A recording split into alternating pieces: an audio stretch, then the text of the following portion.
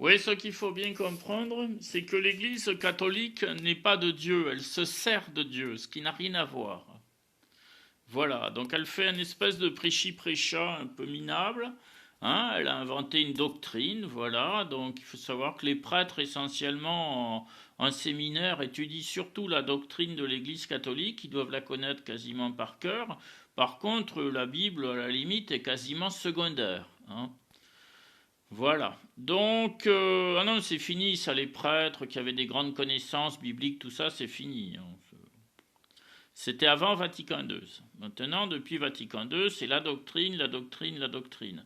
Le pape, les encycliques, tout ça, c'est-à-dire on reste dans un univers strictement humain, voilà, cadré par les hommes, on préfère Paul à Jésus, etc., etc. Voilà. Et on méprise totalement la parole de Dieu. Et si on parle de Dieu éventuellement, c'est essentiellement, voilà, pour garder les fidèles, bien sûr, et puis essayer surtout de se faire un maximum de fric. Hein. Ça, bah, vous savez, c'est plus une église, hein. Le pape, c'est un chef d'État. Le Vatican, c'est ça, c'est un État avec une banque, une prison, un tribunal, des gardes armés. Bon, ça, les gardes armés, ils existaient. Enfin, il y a toujours eu les États pontificaux, vous me direz. Mais enfin, voilà, c'est. Je crois pas que le pape était chef quand même, chef d'État. Il a été propriétaire terrien, mais pas forcément chef d'État. Ça, c'est apparu en 1929.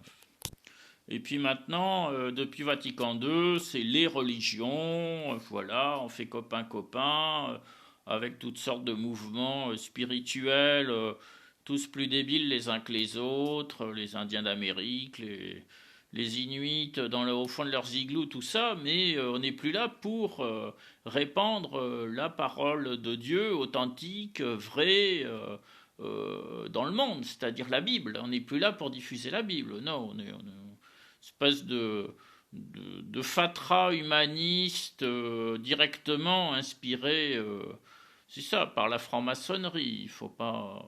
Oui, oui. C'est d'une nullité. Spirituelle, c'est d'une pauvreté spirituelle sans nom. En réalité, ce sont des gens qui sont dirigés par Satan, ces gens-là, mais pas par Dieu, non. Et ils vous emmènent pas à Dieu. Hein. Seuls ceux qui vous disent lisez la Bible et mettez-la en pratique, comme il est indiqué dans le Deutéronome, sont de Dieu. Hein. Il faut le savoir. C'est facile hein, de savoir qui est de Dieu, qui n'est pas de Dieu. Hein. C'est très très très facile. Voilà, ceux qui ne vous disent pas, lisez la Bible, mettez-la en pratique, qui vous font adorer je sais pas quoi, des fétiches, machin et tout, ça, ces gens-là ne sont pas de Dieu. Hein. Attention, il faut bien le savoir. Seuls ceux qui vous disent, lisez la Bible et mettez-la en pratique sont de Dieu. C'est très cadré. Hein. On ne peut pas comme ça se dire de Dieu et puis après faire tout et n'importe quoi. Non, non, c'est pas possible. Ah oui, ben, on dit bien, hein, le Messie, le Fils de Dieu et Fils unique de Dieu, il revient pour séparer le bon grain de l'ivraie.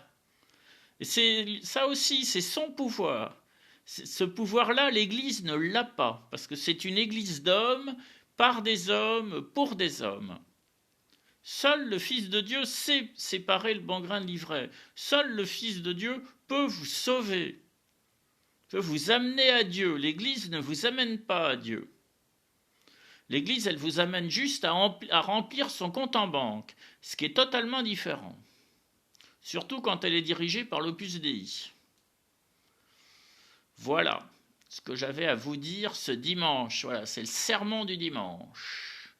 François, Dieu vous bénit, lisez la Bible, mettez-la en pratique. D'avance, merci. Enfin, sauvez-vous vous-même, quelque part. Lire la Bible et la mettre en pratique, c'est se sauver soi-même. Bien sûr, il est normal que je vous renvoie la parole dite au sommet de la croix. Sauvez-vous vous-même. N'attendez pas trop les miracles, les guérisons, tout ça. Sauvez-vous vous-même, lisez la Bible, mettez-la en pratique. François.